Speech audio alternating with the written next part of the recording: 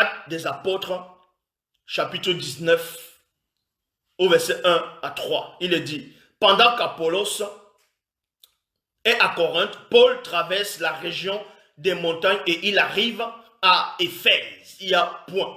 Là, il trouve quelques disciples et les demande 2 points.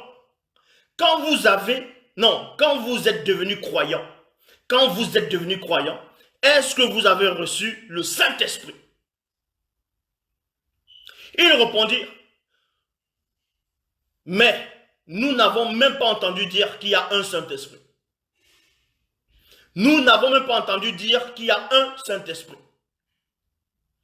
Mais, on vous dit ici là, un moment, Paul, il est en train de cheminer, il voit des disciples qui avaient cru, qui avaient adhéré à la foi, qui avaient adhéré en Christ, au message, à la prédication, à la parole, à l'évangile. Et Paul les demande, écoutez attentivement, Paul les demande, quand vous êtes devenu croyant, donc quand vous avez accepté, vous avez reçu le Saint-Esprit. Pourquoi Paul a posé cette question? Parce qu'il ne voyait pas, il ne sentait pas que ces gens avaient l'Esprit. Il ne sentait pas. Il a le discernement. Parce que quand tu as l'Esprit, on sait que tu as l'Esprit. C'est pas venir vouloir expliquer des versets qui ne tiennent pas. Venir dire des choses, les cacophilies des Mongols, les Gédéons, tous ces faux pasteurs qui se disent bishop, maréchal, des Mongols, des tétas spirituels. Bon, pas des tétas spirituels, parce que c'est le mot spirituel. Si on dit spirituel, c'est un grand honneur. Donc vous comprenez ici, et je relis dans Actes des Apôtres chapitre 19, verset 1 à 3, pendant qu'Apollos est à Corinthe, virgule, Paul traverse la région des montagnes et il arrive à Éphèse. Il y a point ici. Là, il trouve quelques disciples et les demande, quand vous êtes devenus croyants, est-ce que vous avez reçu le Saint-Esprit? Ils lui répondent, mais nous n'avons même pas entendu dire qu'il y a un Saint-Esprit. Paul les demande, parce que Paul s'est étonné. Paul a dit, wow. Paul était subjugué. Il dit, mais vous êtes devenus des croyants. Logiquement, si vous avez confessé vos péchés, si vous avez adhéré au message, vous devez forcément recevoir le Saint-Esprit. Voilà ce que Paul explique. Paul les demande, quel baptême avez-vous reçu? Quel baptême avez-vous reçu? Il répondit, le baptême de Jean. Le baptême de Jean. Le baptême de Jean. Voilà ce que les disciples ont répondu à Paul, à ces disciples-là. Le baptême de Jean.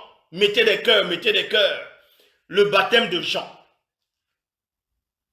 Donc, dans la Bible Chouraki, il est dit, en quoi avez-vous été immergés?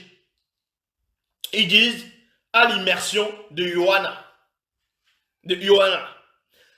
Actes des Apôtres, chapitre 19, au verset 4, Bible du Semeur, il dit, oui, virgule, reprit Paul, Jean baptisait les Israélites. Jean baptisait, c'est le passé. De Tarse, il montre à ces disciples ici, là, que le baptême de Jean n'a plus lieu d'être. Le baptême de Jean n'a plus lieu d'être. Vu que quand ils ont cru, à soi-disant à ce Jésus, on vous apprend qu'ils n'ont pas reçu le Saint-Esprit. Et c'est là où Paul dit, mais là vous nous dites que vous n'avez pas reçu le Saint-Esprit. Et c'est pas normal. Vous êtes donc baptisé de quel genre de baptême? On dit le baptême de Jean. Et c'est là Paul dit, ben, en gros c'est normal. Vous ne pouvez pas recevoir le Saint-Esprit quand c'est le baptême de Jean. Puisque le baptême de Jean est fini avec son ministère. Le baptême de Jean, c'est dans les oubliettes. Le baptême de Jean-Baptiste, c'est dans les oubliettes. C'est ce que Paul est en train d'expliquer. Et les faux pasteurs, les Mongols, les Kakou Philippe, les Gédéons, bref, tous ces faux pasteurs, les Ivan Castano, les JCTV et tout cela, ils baptisent toujours des gens dans l'eau parce qu'eux-mêmes, ce sont des oubliettes. Est-ce que vous comprenez? Ce sont eux les oubliettes. Donc, Paul ici dit, Paul les demande, quel baptême avez-vous reçu? Il répondit, le baptême de Jean. Paul répond dans Actes des Apôtres chapitre 19 au verset 4, Bible du Semeur. Oui, reprit Paul, Jean baptisait les Israélites pour indiquer qu'ils changeraient de vie. Mais il disait aussi de croire en celui qui viendra après lui. Ça veut dire quoi? Que de croire à celui qui viendra après lui, ça veut dire qu'il faut aussi croire au baptême de celui qui viendra. Et le baptême de celui qui viendra, c'est dans l'eau, c'est dans en gros, c'est dans le feu et le Saint-Esprit. Voilà ce que Paul est en train d'expliquer. Pour cela, on poursuit. Actes des Apôtres, chapitre 19 au verset 5, Bible de l'épée. C'est quand, ayant entendu, il fut engagé. Dans d'autres versions, il dit, les versions mal traduites, il dit que Paul les a baptisés. Non, lui, la bonne version, je dis bien uniquement par rapport à ce passage. Mais parce que la vraie Bible authentique, c'est Bible uniquement. Donc, parce qu'il est dit, répond à l'insensé selon sa folie.